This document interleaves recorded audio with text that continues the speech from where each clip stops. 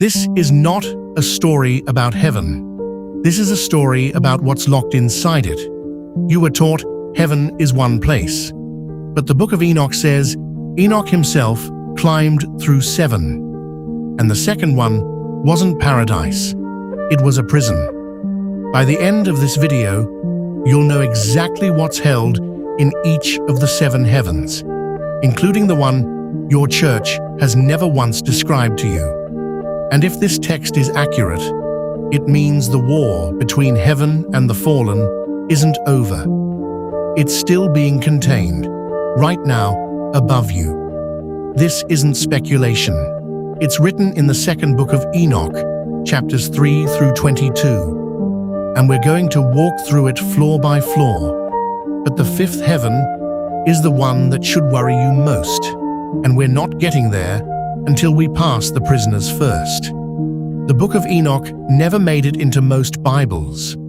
It was quoted by Jude, referenced by early church fathers, found intact among the Dead Sea Scrolls, and still it was left out. One of the reasons is what's inside it, a detailed floor-by-floor map of heaven that doesn't read like poetry. It reads like a report. There are 2 Enochic texts that matter here. First, Enoch describes fallen angels and coming judgment. But it's the second book of Enoch, the Slavonic Enoch, that gives us the architecture. 7 distinct heavens, each with its own inhabitants, its own function, and in at least one case, its own prisoners.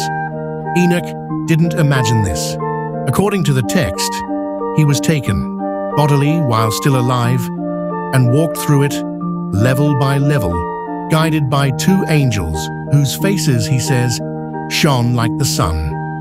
What he saw on the way up is the reason this book was considered too dangerous to canonize. We're going in the same order he did, floor 1 to floor 7. And by the time we reach the top, you'll understand why the 5th floor is the one nobody talks about. The first heaven is the one that should feel almost familiar because it's closest to the world you already know.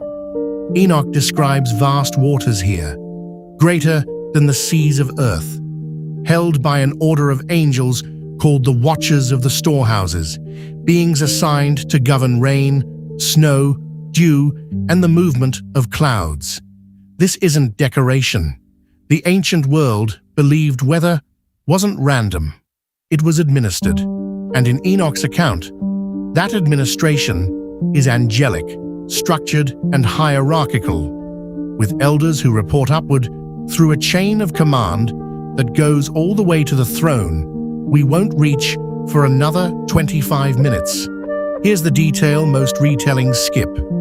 Enoch says the angels here showed him the storehouses of snow and the storehouses of dew, plural, physical, guarded, not metaphors, structures, which raises the question the entire text keeps returning to. If the first floor is this literal, how literal is everything above it?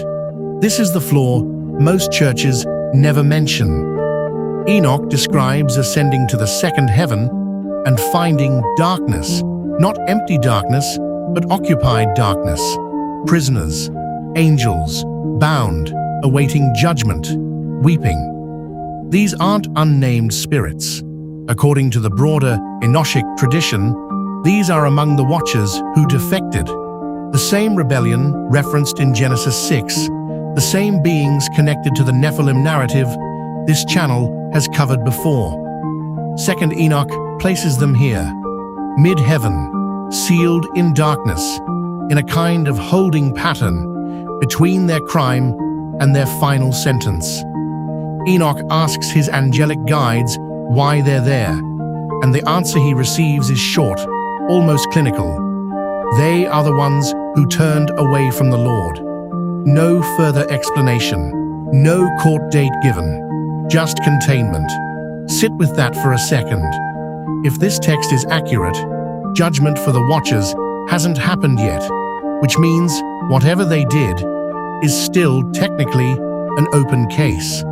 If you want the full account, of what these beings did before they were sealed here, I break it down completely in the companion guide.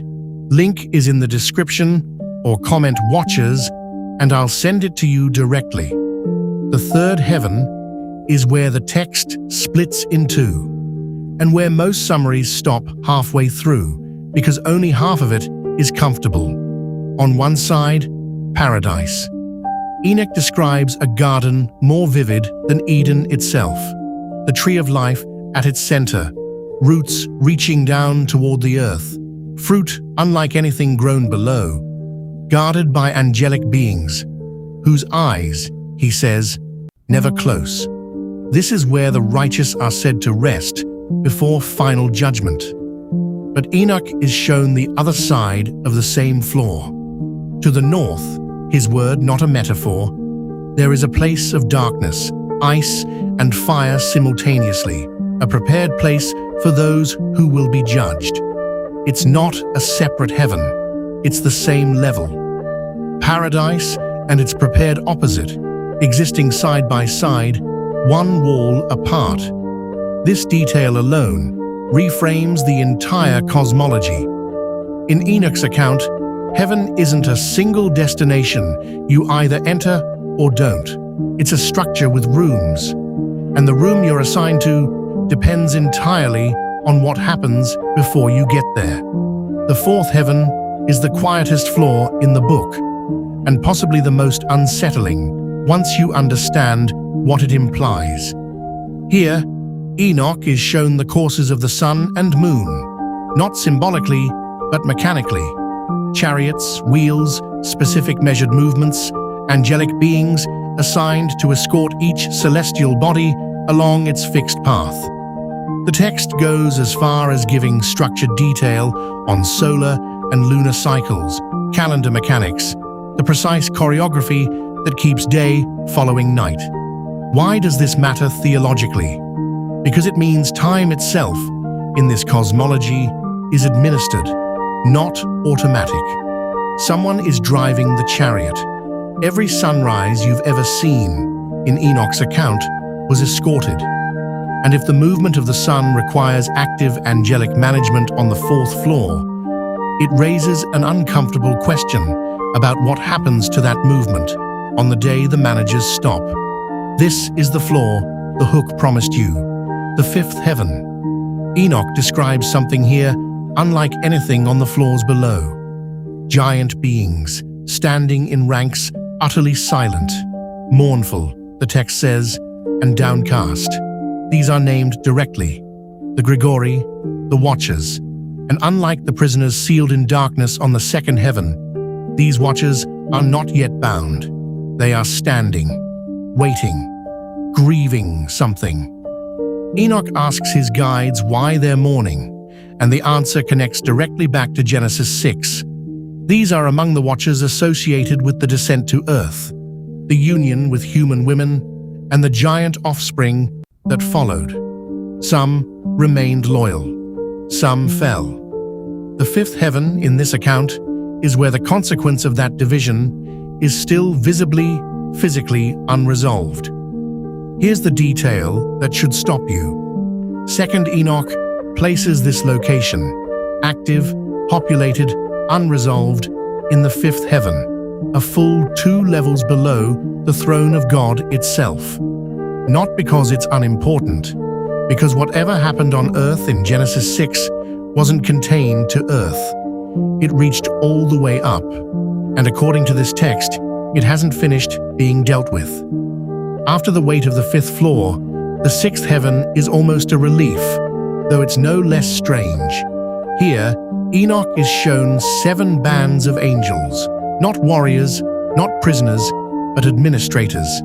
These are the beings responsible for the ordering of the cosmos itself, the movement of stars, the changing of seasons, the years, the rivers, the Earth's fruit-bearing cycles, even human lifespans.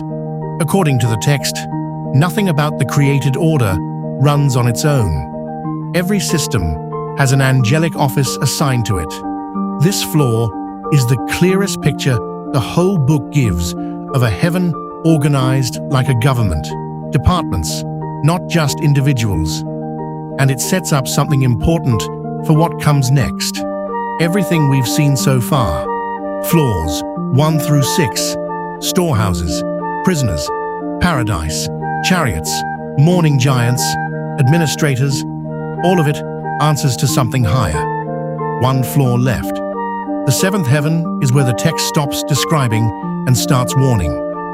Enoch says he saw a great light, and in that light, a throne, and around it, ranks of beings he can barely find words for, fiery armies of great archangels, incorporeal forces, dominions, and orders that don't map cleanly onto anything from the floors below.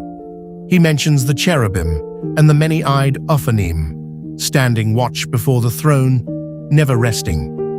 And then something happens that changes the entire tone of the book. Enoch says he was overwhelmed. His own account describes fear so total that his guiding angels had to physically lift him and steady him before he could stand in that light at all. This is the detail worth sitting with.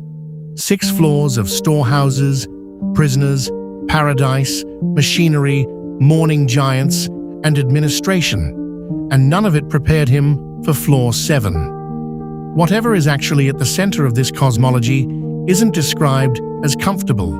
It's described as something a prophet needed to be held upright just to witness.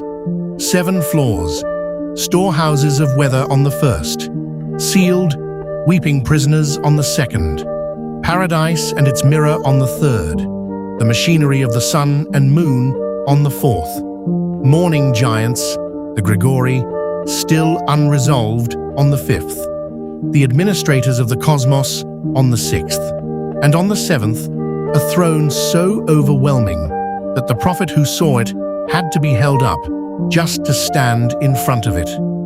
None of this made it into the Bible most people grew up reading, but it was read, copied, and referenced by the very apostles who wrote the New Testament you do have. Jude quotes Enoch by name. That alone should tell you this text was never considered irrelevant. It was considered dangerous. If you want to go deeper, the full breakdown of the Watchers, the Nephilim, and every end-time sign tied back to this same cosmology, it's all in the companion study guide, The Watcher's Testimony. Comment Watchers below, and I'll send it to you directly, or grab it from the link in the description. And if the fifth heaven unsettled you as much as it should have, you're going to want to see what happens when those mourning watchers finally stand trial. That's the next video. Subscribe so you don't miss it.